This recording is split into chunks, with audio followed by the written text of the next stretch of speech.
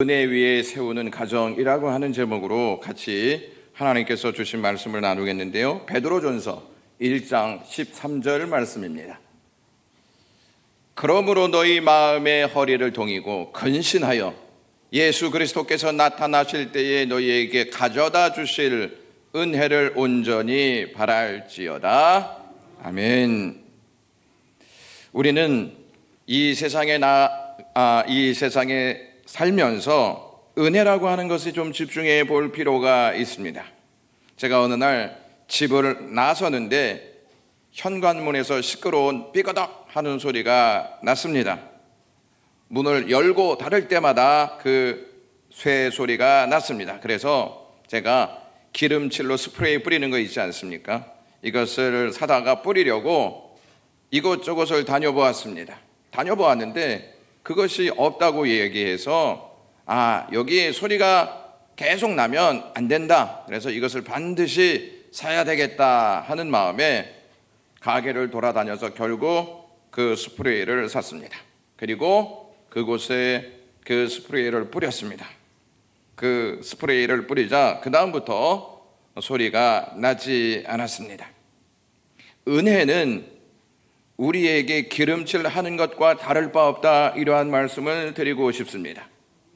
문도 기름칠을 안 하면 소리가 나듯이 우리의 삶과 우리의 가정에도 은혜가 없으면 소리가 난다는 것입니다. 은혜가 채워지면 찬송의 소리, 복된 소리, 기쁨의 소리, 감사의 소리가 나지만 은혜가 사라지면 불평의 소리, 원망의 소리, 싸움의 소리, 분노의 소리가 나타나기 시작합니다. 심령을 상하게 만들고 분위기를 침체시킨다는 것이죠. 가정에 은혜가 없어지면 침체되어지기 시작하고, 가정에 은혜가 없어지면 점점 붕괴되기 시작한다는 점을 여러분 잘 아실 필요가 있습니다. 그래서 우리의 삶에 소리를 바꿔야 한다는 것입니다. 그 소리는 은혜에 따라서 나느냐 안 나느냐가 결정된다 하는 것입니다. 여러분 가정에는 어떠한 소리가 나고 있습니까? 은혜의 소리가 나고 있습니까? 아니면 은혜가 사라져서 하나님 보시기에 아름답지 않은 소리가 나타나고 있습니까? 여러분 사랑의 감정이 시작되잖아요. 그러면은 도파민으로 인한 화학 작용 때문에 생겨난다고 합니다. 사랑을 하기 시작하면 콩깍지가 씌웠어, 이런 말을 하잖아요. 도파민이 우리의 몸에서 막 활발하게 일어나기 때문입니다. 이 도파민이 일어나면 좋은 점만 보이고요, 그 사람을 사랑하지 아니하면 견딜 수 없는 마음이 막 생기는 것입니다. 상대방을 보면 미소를 짓는다는 것이죠. 오늘 제가 여러분들을 보았을 때 여러분들은 저에게 미소를 안 짓는 거 보니까 도파민이 좀 부족하지 않은가, 이런 생각이 듭니다. 도파민이 있으면 있을수록 기분을 업되게 만들고 상대방을 좋은 말로 대하는 일들이 발생합니다. 그런데 이 도파민이 없어지잖아요. 거친 말을 하기 시작하고 눈빛이 달라지고 언행이 달라진다 하는 것을 말합니다. 이 도파민과 같은 의미에서 은혜를 그렇게 생각하면 참 좋을 것 같습니다. 은혜가 사라지면 사라질수록 우리의 마음과 우리의 신앙과 우리의 눈빛과 우리의 자세와 우리의 손짓이 달라지는 것을 금방 알 수가 있습니다. 여러분 가정에서 소리가 나고 여러분 가정에 흔들리고 여러분 가정에 어려움이 있다는 것은 은혜가 필요하다는 것입니다. 은혜가 필요하면 그 은혜를 구하여야 하는데 그 은혜를 구하지 않으면 하나님을 향한 우리의 의지가 점점 약화되어진다, 이렇게 말씀드릴 수 있습니다. 은혜가 감소되면 우리의 영의 상태도 점점 기쁨과 사랑이 식어져 버리고 현실을 보면서 없는 것만 자꾸 생각합니다. 없는 것만 자꾸 생각하니까 불평의 소리가 나고 원망의 소리가 나고 싸움의 소리가 나고 분노의 소리가 날 수밖에 없는 것이죠.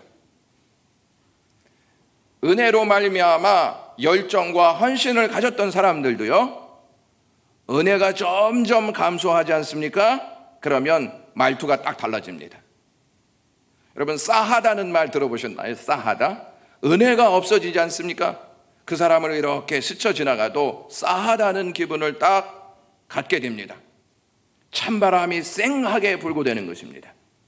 은혜가 내 안에서 일하고 있지 않음을 반드시 발견해 볼 필요가 있습니다. 여러분들은 무엇을 사모하고 있습니까? 아니, 여러분들의 가정은 뭘 사모하고 있습니까? 우리의 삶과 가정을 굳게 세우는 데 있어서 필수적인 능력이 있습니다. 그 필수적인 능력은 은혜입니다. 여러분들은 신앙생활 하면서 은혜라는 말을 가장 많이 들었을 것입니다. 여러분들은 은혜라고 누가 묻는다면 무엇이라고 대답할 수 있습니까? 어떠한 정의를 내리시고 여러분들은 그 은혜를 어떻게 이해하고 계십니까?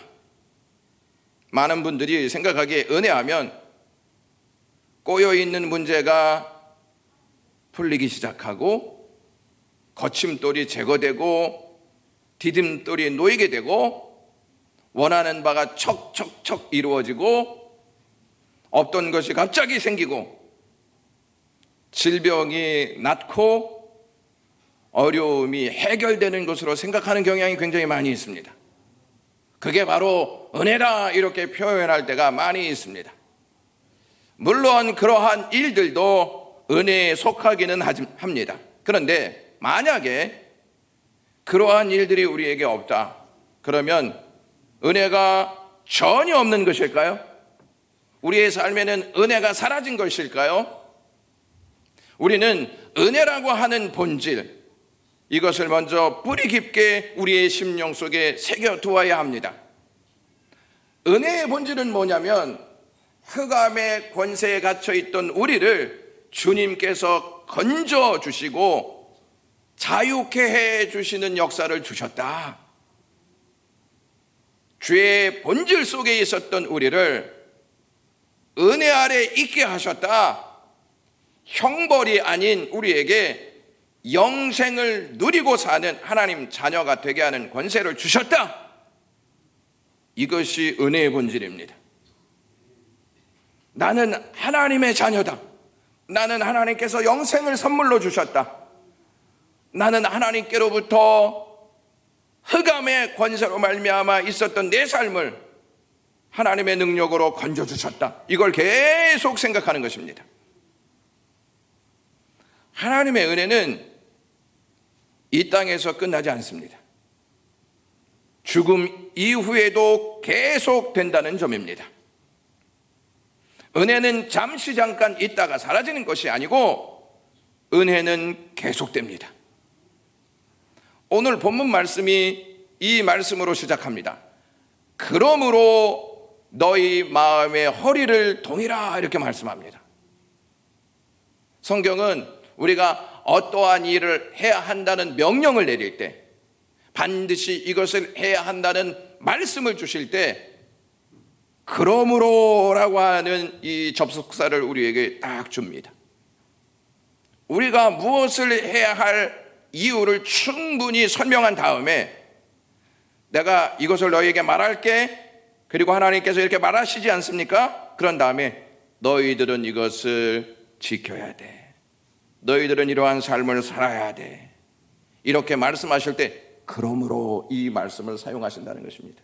그래서 오늘 본문은 그러므로로 시작합니다. 우리가 받은 그 은혜의 선물인지, 그 은혜의 선물이 무엇인지 베드로는 자세하게 설명해 줍니다.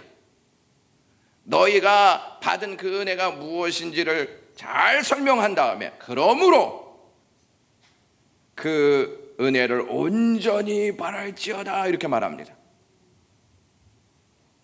은혜는 말이죠, 우리가 생각하는 그 이상으로 깊고 광대합니다. 우리의 생각 너머로 역사하시는 능력이 하나님의 은혜입니다. 그러니까 은혜는 우리가 주님을 영접할 때 경험하였던 그 감격의 회상으로 끝나지 않습니다.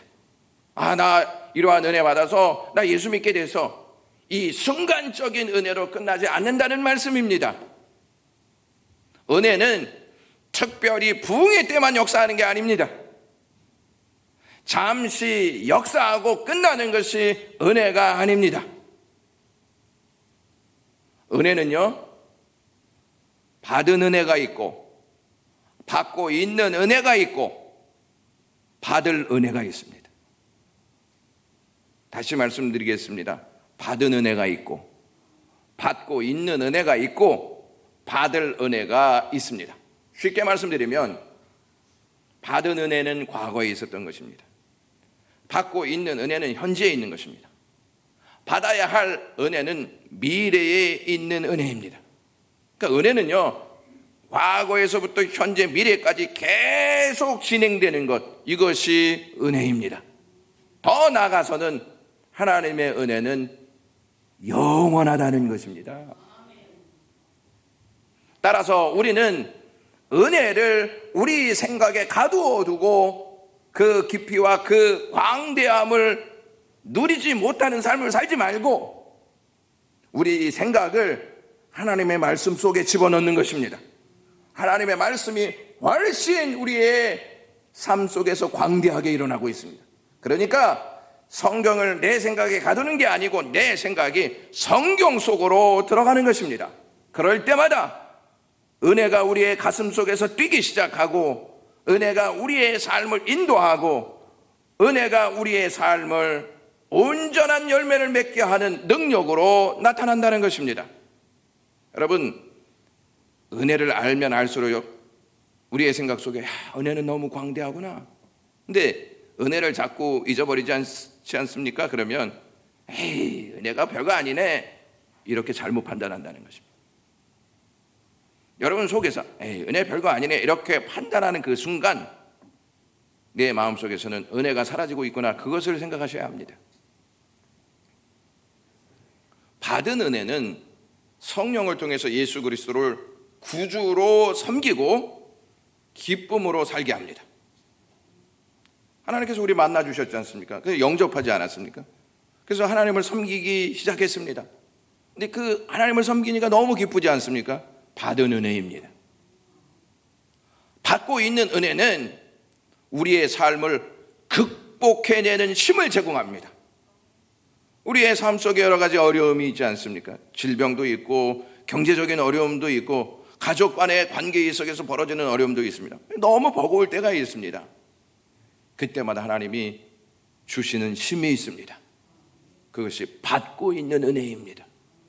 그리고 자꾸 십자가를 바라보게 합니다. 그러면 그 십자가에서 우리에게 주시는 그 은혜가 얼마나 큰지를 깨닫게 되어지는 것입니다.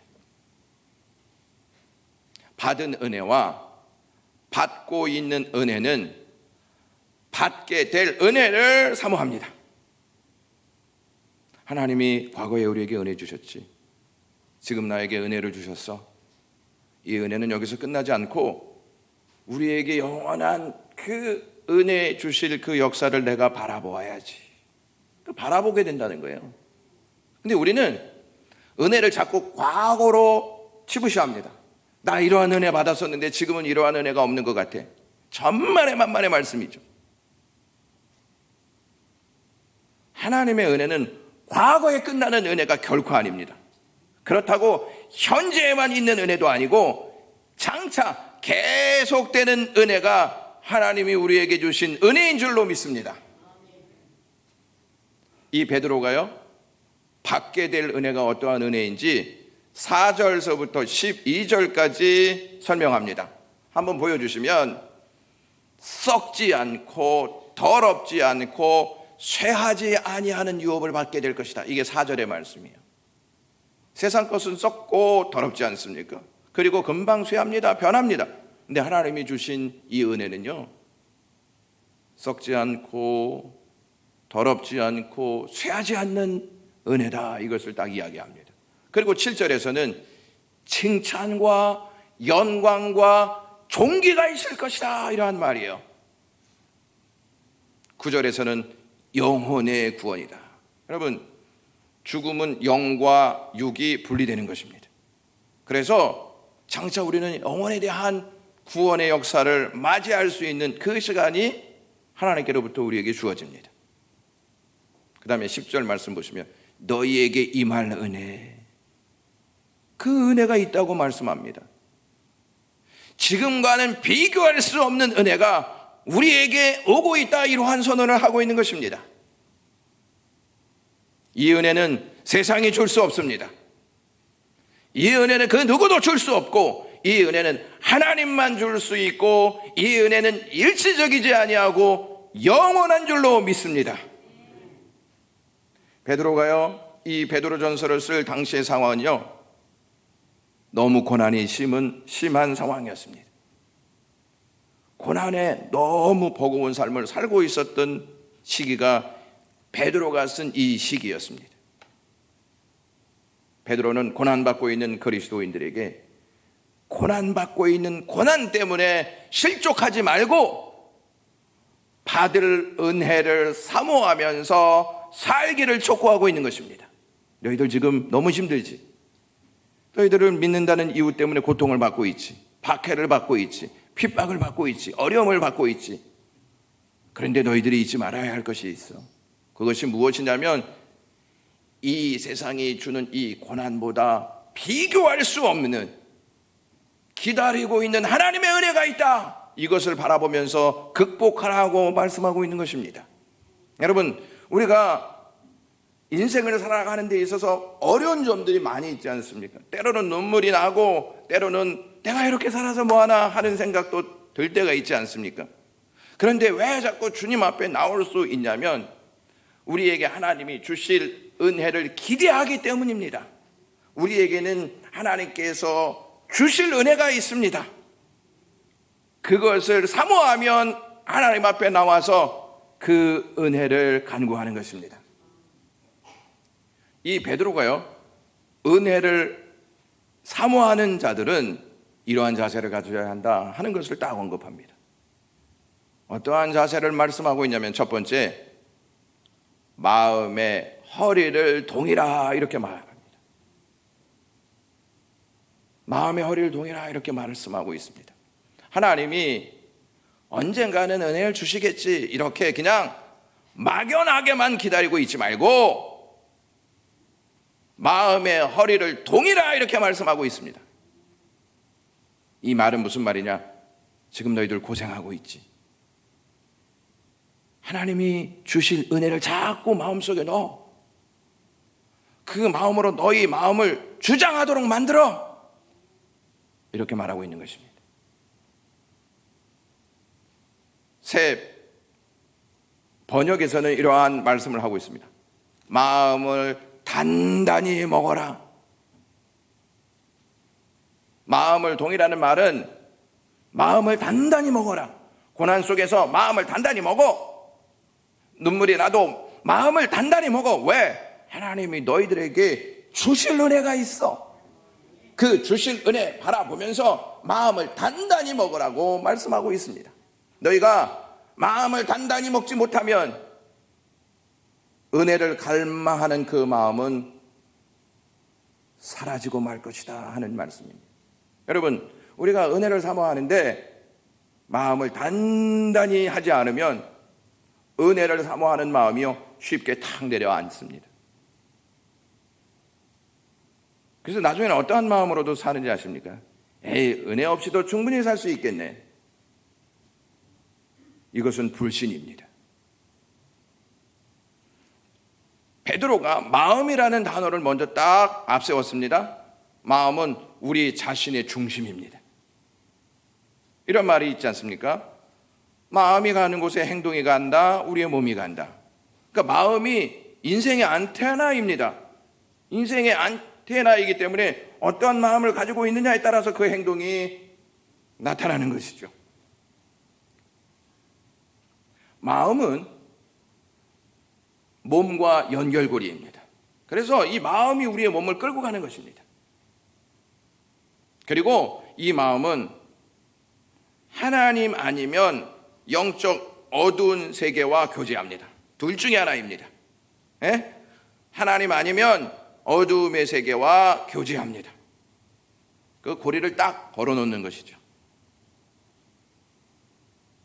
여러분들의 마음은 어디에 고정되어 있습니까?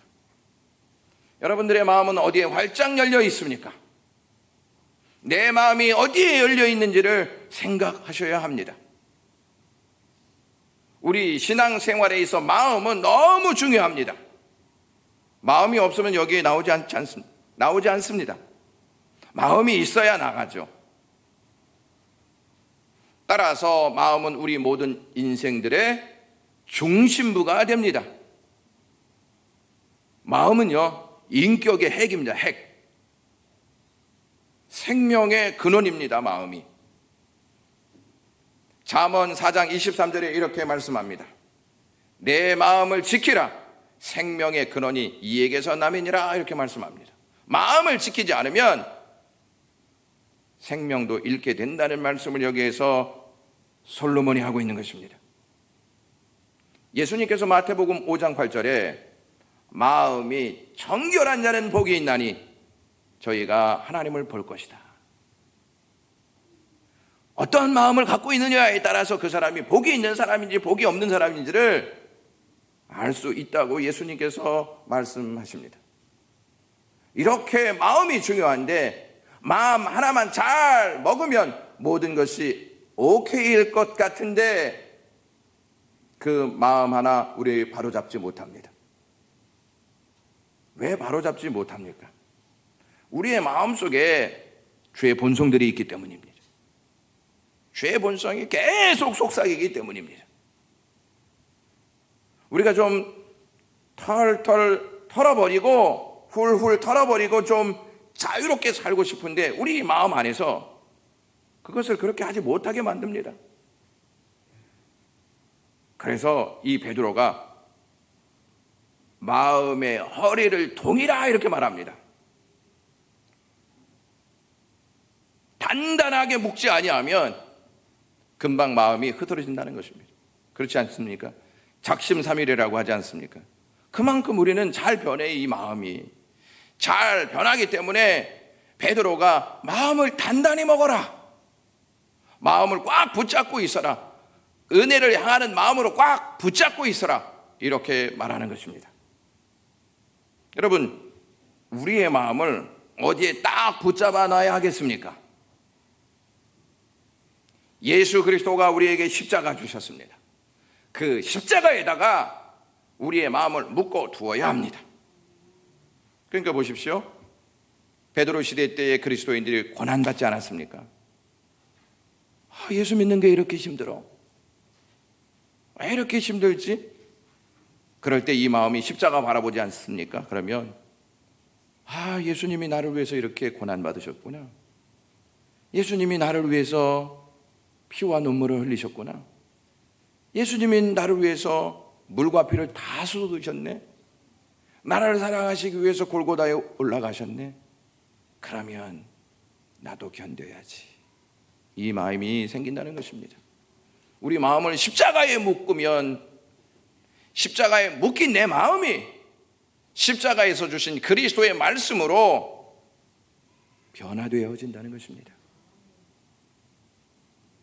여러분, 여기에서 마음의 허리를 동이라 이 말은요, 또 어떠한 말하고 같은 뜻이 있냐면 정신을 차리라는 말하고 같은 말입니다. 정신을 차리라. 고난의 정신을 빼앗기는 현실에서 이 베드로는 고난의 정신을 빼앗기지 말고 하나님이 너희들에게 주실 은혜에 정신을 쏟아라 이렇게 말씀하고 있는 것입니다. 코로나의 정신을 빼앗기지 말고 코로나 이 상태에도 주시는 하나님의 은혜를 정신 차리고 집중해라 이러한 말씀인 것이죠. 또 이 마음의 허리를 동이라는 말씀은 영적으로 깨어 있으라는 말하고 똑같은 말입니다. 여러분, 왜 영적으로 깨어 있어야 하죠? 목사님 맨날 잠이 와서 계속 잠만 자는데 왜 깨어야 합니까? 베드로가 이렇게 말하고 있습니다. 베드로전서 5장 9절에 근신하라, 깨어라. 너희 대적 마귀가 우는 사자처럼 두루다니며 삼킬 자를 찾나니 너희는 마음을 굳건히 하여 그를 대적하라. 이는 세상에 있는 너희 형제들도 동일한 고난을 당하는 줄 알미니라. 이렇게 말씀합니다. 사탄이 활동하고 있는데 너희들 계속 잠만 잘 거야? 너희들 사탄이 활동하는데 어디에 정신 팔고 있어? 너희들 사탄이 활동하는데 언제까지 자고 있을 거야? 은혜를 사모한다며 너희들 계속 그렇게 있을 것인가 하는 말씀을 여기에서 우리가 생각해 보셔야 한다는 것이죠. 허리를 동이라 이 말씀이요, 성경에서 여러 번 등장합니다. 우선 이스라엘 백성들이 애굽을 탈출해 나올 때 마지막 식사를 이렇게 하라고 하나님께서 말씀하십니다. 출애굽기 12장 11절에 너희는 그것을 이렇게 먹을지니 허리에 띠를 띠고 발에 신을 신고 손에 지팡이를 잡고 급히 먹어라. 이것이 여호와의 유월절이다. 이렇게 말씀합니다. 허리에 띠를 띠라는 말이 마음의 허리를 동이라는 말하고 똑같은 말입니다. 그러니까 너희들 유월절의 역사로 추구하게 될 터인데 하나님의 말씀에 너희들의 마음을 묶고 하나님이 너희들을 건지신다 하는 믿음에 너희들의 마음을 묶어서 좌우로 치우치지 말고 하나님의 말씀에 순종하라는 뜻입니다. 예수님께서도 이러한 말씀을 하셨습니다. 재림을 기다리는 사람들이 취해야 할 자세를 예수님께서 누가복음 12장 35절에 이렇게 말씀하셨습니다. 허리에 띠를 띠고 등불을 켜고 서 있으라. 그러니까 이 신랑이 오지 않습니까? 신랑이 온다는 생각에 마음을 딱 잡고 신랑 오기를 기다리라는 말씀입니다. 사도 바울도 성도들에게 사탄과의 영적 싸움을 하는 자세가 이래야 한다 하고 에베소서 6장 14절에 이렇게 말합니다. 그런즉 서서 진리로 너희 허리띠를 띠고 이렇게 말합니다. 무엇으로 띠라고 말씀합니까? 진리로 띠라. 진리로. 그러니까 진리로 띠라는 말은 진리를 계속 세워야 한다는 말씀입니다. 진리를 계속 채우라는 말씀입니다. 주일학교 때 채웠던 것 가지고 그냥 지금까지 살지 말고 과거에 들었던 그 말씀 갖고 그냥 살아가지 말고 계속 들으면서, 여러분 10년 전에 뷔페에서 배부르게 드셨다고 지금까지 안 드시는 거 아니죠? 지금도 드실 거 아니에요. 계속 먹어야죠. 진리도요, 계속 먹어야죠. 하나님 말씀 계속 먹어야죠. 우리 마음을 빼앗아가는 역사들이 엄청 많이 일어나고 있기 때문에 그렇습니다. 그 옛날 사람들은요, 옷이 이렇게 통으로 되어 있습니다. 통으로 되어 있기 때문에 어떤 일을 하지 않습니까? 그러면 처음 자세가 허리를 딱 묶는 거예요. 이렇게. 옛날에 어르신들이 한복을 입고 일할 때 그 한복 안에 꽉 묶는 띠가 있지 않았습니까? 그 띠를 딱 묶고 일을 하는 마음가짐을 딱 세웁니다. 마찬가지로 은혜를 사모하는 사람들은 마음에 허리를 동이라 이렇게 말씀하고 있습니다. 꽉 조이고 은혜를 사모하는 간절한 마음으로 은혜를 사모하라 이렇게 말씀하고 있는 것입니다. 마음의 허리를 동이라는 말은 그렇게 우리의 마음을 단단하게 다짐을 해야 한다는 것입니다. 다짐하지 않으면요, 쉽게 넘어가는 것이 우리의 마음이지 않습니까? 보통 생각으로 살아서는 안 된다는 말입니다. 세상 사람들과 똑같은 마음으로 살아서는 안 된다 하는 것을 여기에서 알려주고 있습니다. 술에 술 탄 듯 물에 물 탄 듯 그렇게 살아서는 안 된다는 말씀입니다. 다짐하고 또 다짐하고 흐트러짐 없이 악착같이 마음을 다지고 또 세워서 신앙생활을 해야 한다는 말씀입니다. 지난주에 교회 안 나갔는데 이번 주에 안 나가도 되겠지 하고 계속 주저앉으면 늘 우리는 그 자리에 있는 것입니다. 나 지난주에 못 나갔어. 그러면 이번 주에 나가야지 하고 마음을 다시 세워서 이 자리에 나오는 것입니다. 나 지난주에 못 나왔으니까 사람들이 또 뭐라고 하지 않겠어? 에이, 그 소리 들어서 나 오늘 안 나가네. 이렇게 생각하지 말라는 것입니다. 우리에게 뭐가 필요하다고요? 은혜가 필요합니다. 그럼 은혜가 필요하면 은혜 받는 자리에 나와서 은혜를 구하고 은혜를 붙잡고 은혜를 바라볼 수 있는 마음이 굳건히 세워져야 한다는 말씀입니다. 그 다음에 이 베드로가 뭐라고 말하고 있냐면 근신하라 이렇게 말하고 있습니다. 이 근신하라 하는 이 말씀이요, 무슨 뜻이냐면 절제해라 이러한 말씀이에요. 절제해라. 이 말이 어디에서 나왔냐면 술 취함에서 온 말이라고 합니다. 술에 취한 사람은 절제력이 상실됩니다. 절제하지 못하는 것이죠. 그래서 계속 노래하죠, 계속 욕하죠, 계속 싸우죠. 절제를 못하니까 그렇습니다.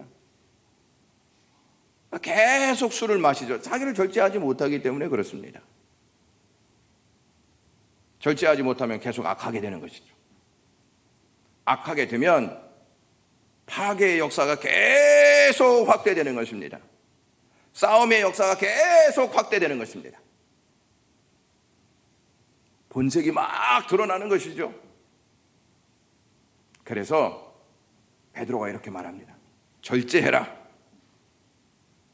여러분, 예배에 나오는 그 시간 우리가 생각하지 않지 않습니까? 그러면 그걸 잊어버려요. 그리고 무슨 일 하느냐? 내가 원하는 일 합니다. 주일날 하나님께 예배 나와야 하지 않겠습니까? 근데 이 예배를 생각하지 않으면 우리는 이 자리에 나오지 않습니다. 할 일이 없어서가 아니고 우리는 그 시간을 절제하는 것입니다. 나는 하나님께 나가야 돼 하고 그 시간을 딱 절제하는 것입니다. 죄송하지만 제가 이제 홍 목사님을 좀 말씀드리겠습니다. 홍 목사님의 손주 여기 다 손녀 있습니다. 수요 예배, 금요 예배, 오후 찬양 예배까지 다 나옵니다. 왜 그렇습니까? 시간이 남아 돌아서 나오는 것입니까? 아니면 자기 생활을 절제하고 나오는 것입니까? 절제하고 나오는 것입니다. 코로나로 인하여서 우리의 마음을 다 내려놨습니다.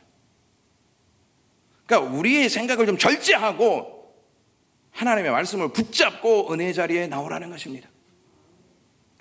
근데 우리는요, 이 말에 다 유혹을 받아서 넘어갈 때가 많이 있습니다. 그게 뭐냐? 딱 한 번이야 오늘. 아이고. 오늘만 나가지 말고 다음 주에 나가도 되잖아. 오늘 기도하지 못한 건 내일 기도하면 되잖아. 오늘만이야. 거기에 안 걸려 넘어지는 사람이 어디 있을까요? 굉장히 많이 있다는 것입니다. 근데 그 오늘이 아직까지 진행되고 있다는 것이죠. 어저께 한 이야기가 오늘 똑같이 일어나고 있고, 오늘 말이야. 우리는 항상 오늘을 살잖아요. 그렇죠? 오늘을 살기 때문에 오늘에 걸려서 주님을 바라보지 못하는 삶을 우리가 산다는 것입니다. 그리고 우리가 원하는 것을 자꾸 하잖아요. 우리가 원하는 것을 절제해야 하는데 절제하지 못하니까 계속 그 일을 하게 되어지고 오히려 예배하는 일을 등한시하는 것이죠. 이 사람마다 자기가 제일 좋아하는 것이 있습니다. 좋아하면 절제해요, 못해요? 못하죠. 좋은 고기가 나왔습니다. 절제하지 못하면 계속 먹어요, 아니면 또 먹어요? 이걸 잘 들으셔야 돼요. 계속 먹어요, 또 먹어요? 계속 먹고 또 먹습니다. 절제해야 하지 않습니까? 그런 다음에 이런 말을 해요. 이거 살이 다 되네. 살이 될 걸 다 알면서도 이렇게 먹어서 살이 되네. 그러면서 우린 또 이렇게 얘기하잖아요. 내일부터 하자. 뭘 내일부터 해요? 그 내일 되면 그래 오늘까지만 하자. 절제가 안 되면 우리의 몸도 망가지지 않습니까? 그럼 우리의 영적인 상태도 다 마찬가지가 아니겠습니까? 적당히 해야 되는데 적당히 못합니다. 왜? 자기 절제가 없기 때문에 그렇습니다. 어딘가에 빠지면 헤어나오지 못해요. 아이들이 게임에 빠지지 않습니까? 헤어나오지 못해서 공부를 포기합니다. 술 중독에 걸린 사람들은 몸과 가정을 다 버립니다. 도박에 빠진 사람들은 가산을 탕진하고 어려움을 당하게 되어 있습니다. 지나친 욕심에 그 욕심을 채우기 위해서 인간다움도 다 내려놓습니다. 얼마나 안타깝고 불행합니까? 오늘날 우리 모든 인생들은 이 세상의 욕심에 빠져서 헤어나오지 못하고 있습니다. 심지어 교회까지도 그렇게 되고 있습니다. 목회자들이나 성도들이나 다 세상 욕심에 빠져 있습니다. 세상의 축복이 하나님이 주신 축복인 것처럼 그것을 계속 강구하면서 살아가고 있습니다.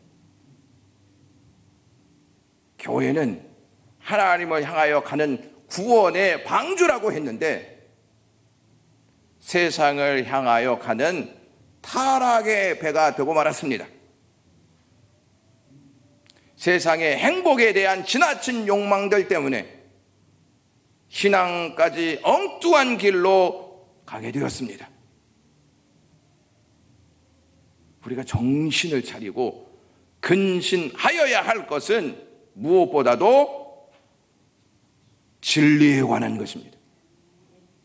그러니까 다른 시간을 좀 내려놓고 진리를 붙잡는 데 근신하라는 말입니다.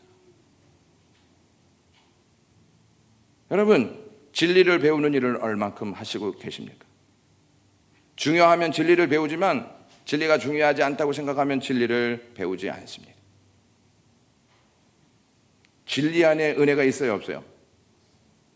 근데 우리는 진리 안에 은혜라고 하기보다는 부흥의 때 그냥 성령의 역사, 막 경험되어지는 역사, 막 간증 듣고 그래야만 막 은혜가 우리에게 넘쳐나는 것으로 착각합니다.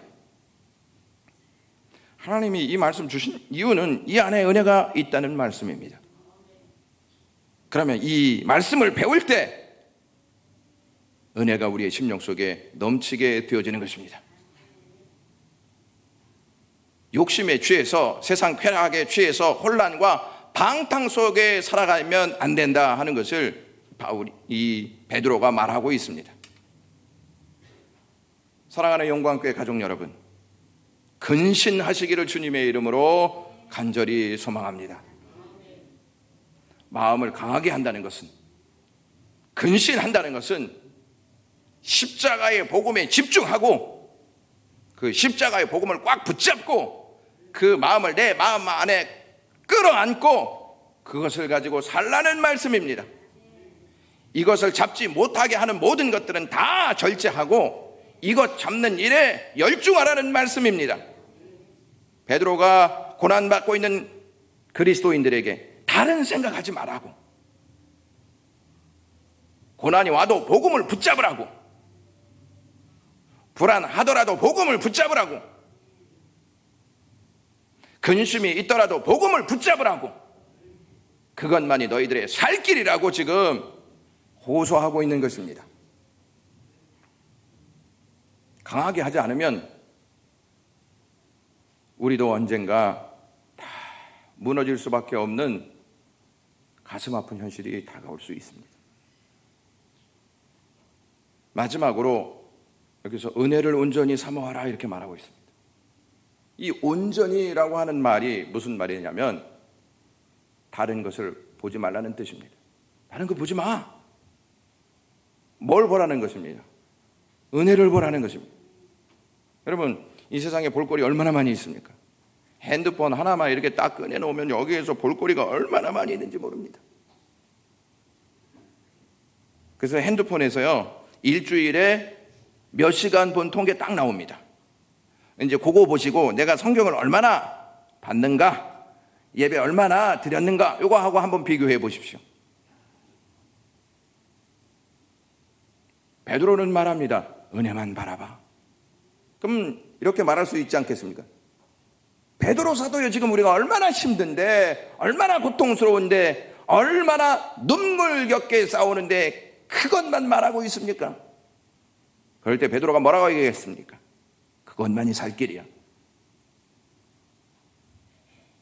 이렇게 말하지 않겠냐 하는 것입니다. 그 말을 지금 하고 있습니다. 자, 그러면 언제까지 바라봐야 합니까? 언제까지? 그리스도가 나타나실 때까지. 그리스도가 나타나실 때까지 바라봐야 한다는 것입니다. 왜? 그분이 오시면 받을 은혜를 우리에게 주시기 때문에 그렇습니다. 그 은혜를 받으면 감격할 것입니다. 너무 귀한 것이라고 노래할 것입니다. 그러한 은혜를 바라보시면서 사는 저와 여러분 되시기 주님의 이름으로 간절히 소망합니다.